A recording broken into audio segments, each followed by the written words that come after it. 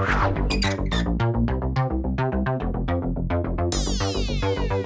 name is Kristen Bendixson, and I'm a reproductive endocrinologist, which means I'm an OBGYN that specializes in fertility.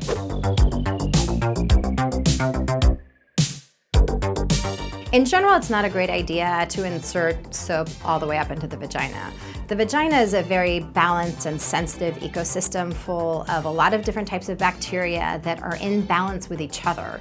If you insert soap, especially antibacterial soap, all the way into the vagina, that can actually cause one bacteria to overgrow and the other ones to diminish, and it's going to upset that balance, and that can cause lots of issues like infections, and it can also cause irritation. Obviously, cleaning the outside of the vagina is very important.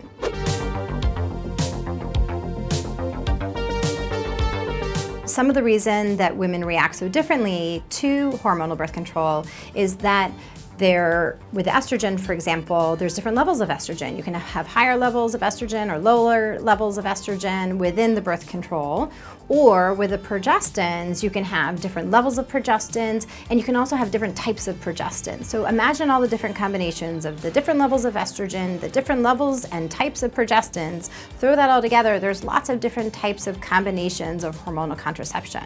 And on top of that, you can actually have some contraception where the levels of hormones are consistent and stay the same the whole time you're on them, and other types of hormonal contraception where actually the levels go up. So with all those different combinations, it makes people feel really different.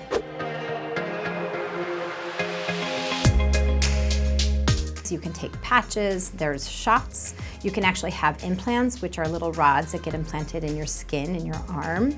In addition, there's something called the IUD, which is an intrauterine device that actually is a plastic device that's inserted into the uterus. It's really easily inserted, and that can have hormones or not have hormones. So there's lots of different options for contraception besides the birth control pill.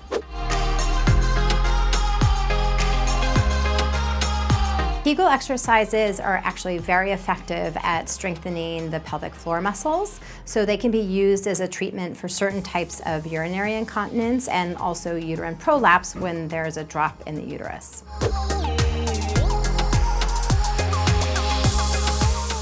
Nothing happens to the vagina if you don't have sex for a while. The vagina is just fine.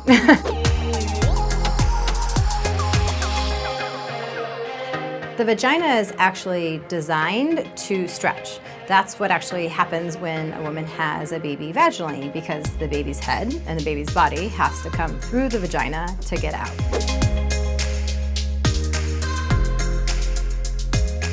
Some women are predisposed to tear during childbirth. A lot of that may have to do with the size of the baby and also actually how long labor goes on. If labor goes on for a long time, that allows the vagina to slowly stretch out so it can accommodate the size of the baby.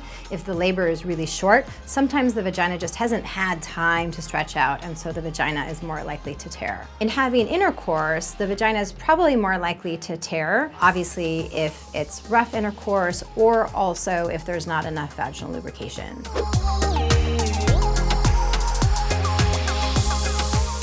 Your uterus can't fall out of you. However, there is something called uterine prolapse where the uterus can drop down because the tissue that holds it up, it's not as strong anymore. And that can happen when women are much older and after childbirth.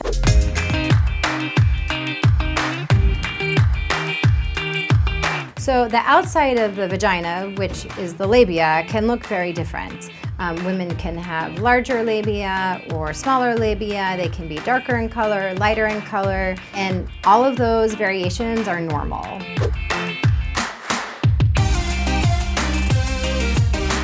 So most women have a typical range of what their periods feel like to them. Not all of the months are going to be exactly the same. Some might be worse, some will be easier, but they're going to be in a range that's typical for them.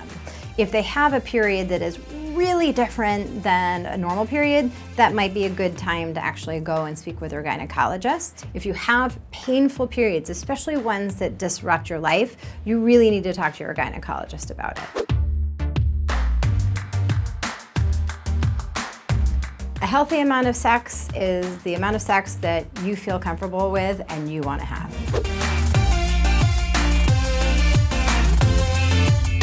A woman's fertility starts slowly changing in the end of her 20s. And we really think after the age of 30, we start seeing more significant changes with accelerations at the ages of 35, and then there's another big change that happens between 37 and 39.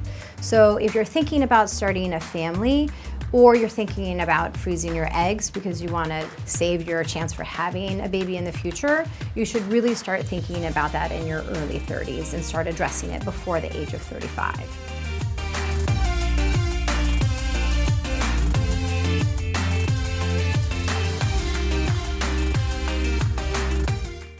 Ladylike is moving to our own new channel, where you're gonna find more of the great videos you love. Click here to subscribe.